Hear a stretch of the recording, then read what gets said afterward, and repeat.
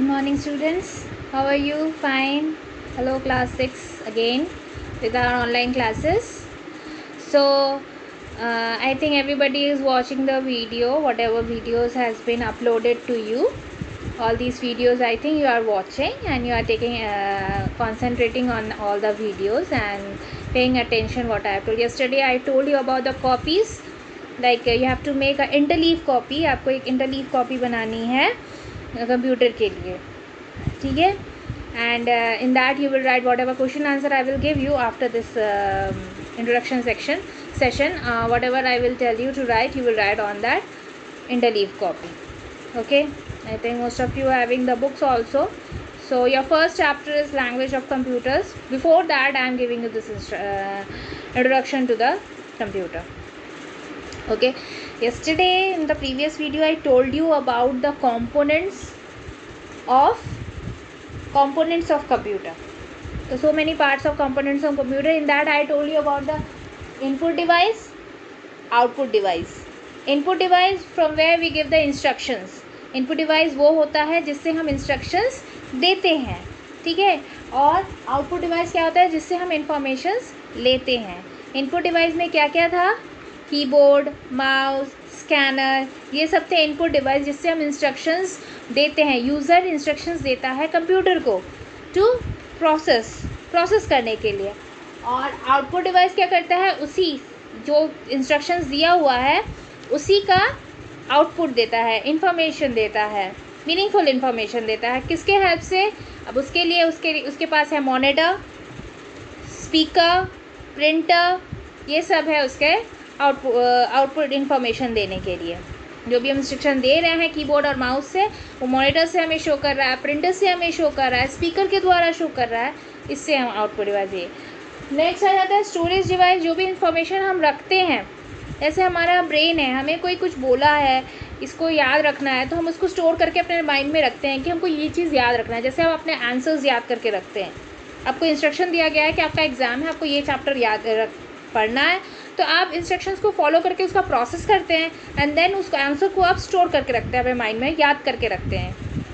Remember that answer and store it in your mind. Yes, same thing the computer is also doing. Whatever instructions are given to it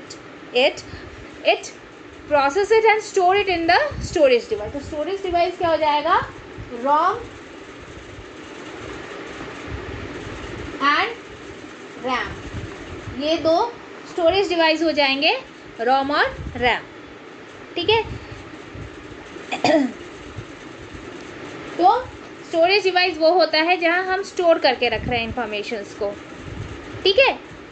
and तो आप ये structure देख पा रहे हैं, ये जो स्ट्रक्चर मैंने ड्रॉ किया है, आप ये स्ट्रक्चर देख पा रहे हैं. यहाँ से हम इनपुट कर रहे हैं, इंस्ट्रक्शंस दे रहे हैं, ठीक है. इंस्ट्रक्शन देने के बाद वो ALU का फुल फॉर्म क्या होता है, अर्थमेटिकल लॉजिकल यूनिट. उस यूनिट में अर्थमेटिक और लॉजिक दोनों जो इंस्ट्रक्शन दिया गया है उसका प्रोसेस होता है. यहाँ पे जाके वो स्टोर होता है कि वो अर्थमेटिक है, मतलब मैथमेटिकल है, या लॉजिकल है, या फिर उसका कोई कंडीशन है, येस और नो पे डिपेंड है. लॉजिक मतलब इसका कोई कंडीशन होता है. जैसे मान लीजिए आपसे पूछा जाए कि क्या वो इंसान लंबा है, तो आप सोचोगे, तो आपके दो रीज़न. अगर वो इंसान लंबा है तो आप बोलोगे येस, और अगर नहीं है तो आप बोलोगे नो, ठीक है. तो उसको कहते हैं लॉजिक. तो अर्थमेटिकल एंड लॉजिकल यूनिट में पहले जाता है जो भी इंस्ट्रक्शन दिया जाता है इनपुट, फिर वो CU में जाता है. CU मतलब कंट्रोल यूनिट. अब देख रहे हैं लास्ट पॉइंट भी कंट्रोल यूनिट है और यहाँ पे भी ALU है. तो ये सारा काम कहाँ हो रहा है, CPU में हो रहा है, ठीक है. ये CPU का ही स्ट्रक्चर है. पहले हम इंस्ट्रक्शंस दिए, वो ALU में गया, फिर कंट्रोल यूनिट में गया जहाँ भी हमने प्रोसेस किया उसको, ठीक है, उसको कंट्रोल किया. कंट्रोल मतलब क्या होता है, उसको कंट्रोल मतलब क्या होता है, होल्ड करके रखना, ठीक है. उसको कंट्रोल करना है कि हम इस प्रोसेस को कैसे करेंगे और किसको किधर भेजना है, किस प्रोसेस के द्वारा जाना है, अर्थमेटिक के द्वारा जाना है कि लॉजिकल के द्वारा. ये कंट्रोल करना कहाँ किसका काम है, कंट्रोल यूनिट का. और फिर ये मेमोरी में स्टोर होता है. जो भी काम प्रोसेस हो गया, प्रोसेस के बाद वो MU में जाता है, मतलब मेमोरी यूनिट. उसके बाद वो हमें आउटपुट देता है, उसके बाद यहाँ से वो आउटपुट जाता है, ठीक है. इसके बाद ये हाँ आउटपुट जाता है.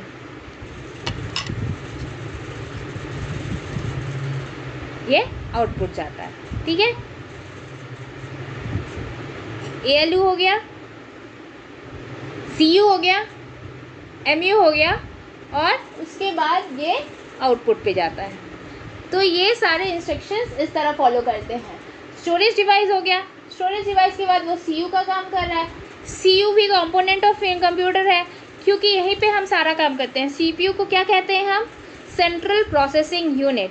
सेंट्रल प्रोसेसिंग यूनिट मतलब ब्रेन ऑफ द कंप्यूटर।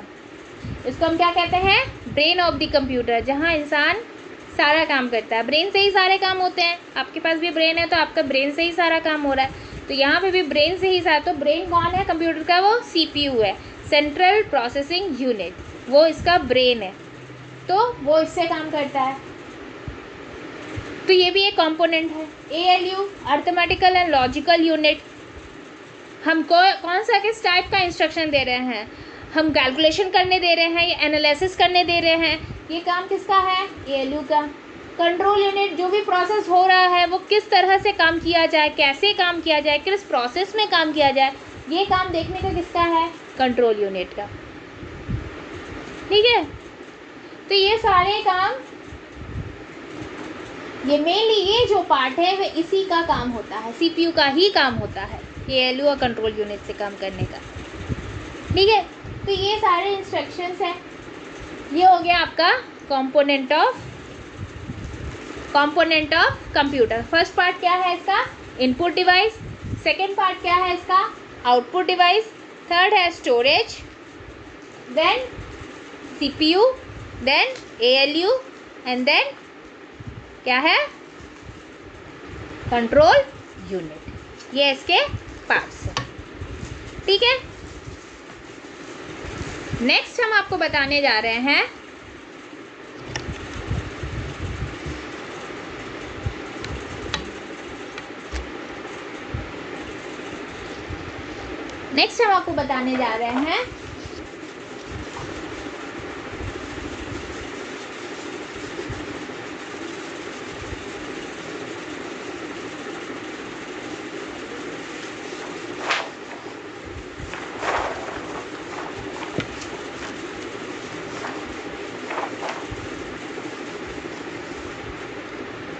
हम बताने जा रहे हैं आपको जेनरेशन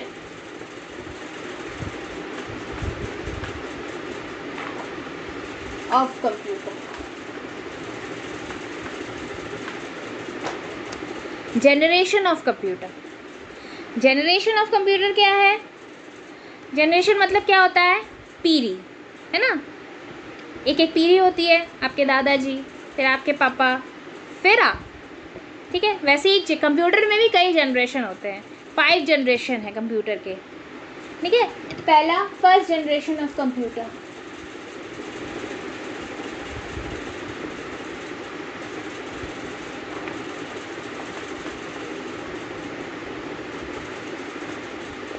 ये हुआ था 1942 से 1955 तक इन्वेंशन हुआ था इसका। ये इसका ड्यूरेशन है फर्स्ट जनरेशन ऑफ कंप्यूटर का, 1942 टू 1955। इसका इन्वेंशन था वैक्यूम ट्यूब।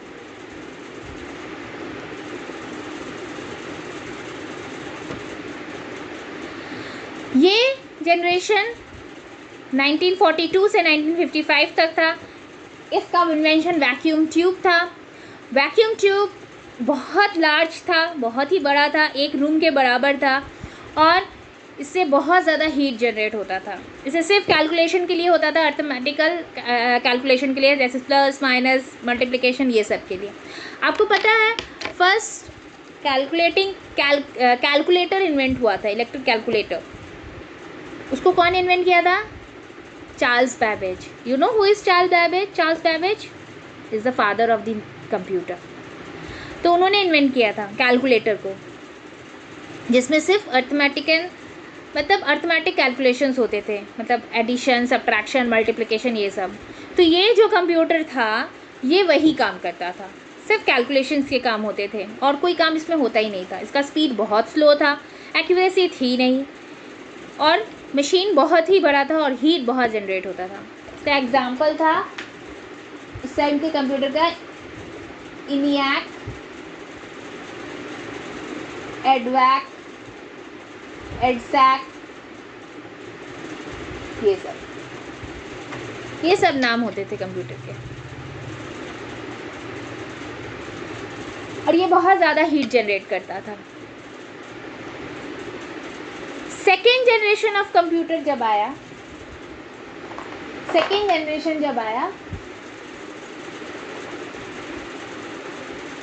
तो ये उससे थोड़ा सा छोटा था comparison to the size, 1956 to 1964 ये उसका ड्यूरेशन था। और इन्वेंशन था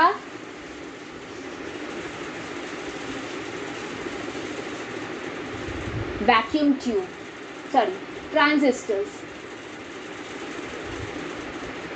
इसका इन्वेंशन है ट्रांजिस्टर। एग्जाम्पल थे नया IBM 370, ये उसका इन्वेंशन एग्जाम्पल था कंप्यूटर का। इसका इन्वेंशन क्या था? ट्रांजिस्टर्स। तो फर्स्ट जनरेशन में वैक्यूम ट्यूब था और सेकेंड जनरेशन में ट्रांजिस्टर्स था। ठीक है, तो ये जनरेशन पार्ट था। आज इतना ही। नेक्स्ट क्लास में मैं जनरेशन के और पार्ट्स बताऊंगी। First you go through this video, understand this video. If you have any doubt, please clear out the doubt, comment on the comment box, and please make an interleave copy of this, and I will also give you the notes. Don't worry about the notes, about all the things I will give you the notes. So study well and be safe. Thank you class. Goodbye for today.